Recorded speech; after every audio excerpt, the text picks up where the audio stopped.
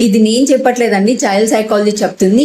Parents గా మీరు చేసే కొన్ని పనులు మీ పిల్లలకి గారాబం అవుతుందా లేకపోతే అది రైట్ వే ఆఫ్ పేరెంటింగ్ అనేది తెలుసుకుందాం. సో పేరెంట్స్, ఇది చాలా ఇంపార్టెంట్ అండి. సో జాగ్రత్తగా వినండి అండ్ ఈ రీల్ని సేవ్ చేసుకోండి, మళ్ళీ కనిపించకపోవచ్చు. అండ్ ఎవరికైతే ఇంపార్టెంట్ అనుకుంటారో ఖచ్చితంగా షేర్ చేసేయండి. అండ్ ఇంకా ఇలాంటి విషయాలు తెలుసుకోవాలంటే ఖచ్చితంగా ఫాలో చేయండి.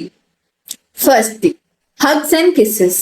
హగ్స్ అండ్ కిస్సెస్ అనేది ఎప్పుడు రైట్ పేరెంటింగ్ అండి. ఎందుకంటే హగ్స్ అండ్ కిస్సెస్ పేరెంట్స్ పిల్లలకి ఎక్కువ ఇవ్వడం వల్ల వాళ్ళు ఎమోషనల్ గా సేఫ్ ఫీల్ అవుతారు.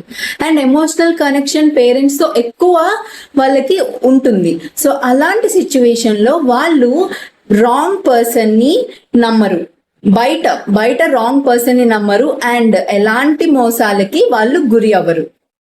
సెకండ్ థింగ్, అన్నం తినిపించడం అనేది ఖచ్చితంగా గారాబం అవుతుందండి. ఎందుకంటే పిల్లలకి మన మీద డిపెండ్ అవటం అనేది నేర్పిస్తున్నాం.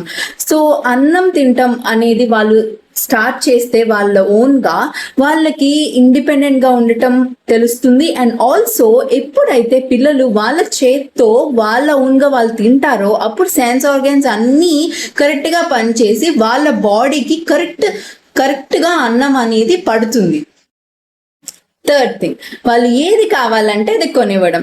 అది ఖచ్చితంగా గారాబమే అవుతుందండి. పిల్లలకి ఏది కావాలంటే అది కొనివ్వకూడదు. అండ్ వాళ్ళు ఎప్పుడైనా మారం చేస్తున్నా సరే అస్సలు మనం ఇవ్వకూడదు. సో ఇది ఖచ్చితంగా గారాబం అవుతుంది. వాళ్ళు ఏడుస్తున్నప్పుడు ఏదైనా ఐస్ క్రీమ్ కానీ కొనిచ్చేయడం, లేకపోతే వాళ్ళ ఫోన్ కోసం ఏడుస్తుంటే ఫోన్ ఇచ్చేయడం, లేకపోతే వాళ్ళు ఏది అడిగితే అది కొనిచ్చేయడం, వాళ్ళు ఏది చేయమంటే చేసేయటం, ఇవన్నీ ఖచ్చితంగా గారాబం కింద వస్తుందండి. ఎందుకంటే పిల్లలకి అనేది బౌండరీస్ తెలియాలి, మీ మాట వినాలి అనేది తెలియాలి.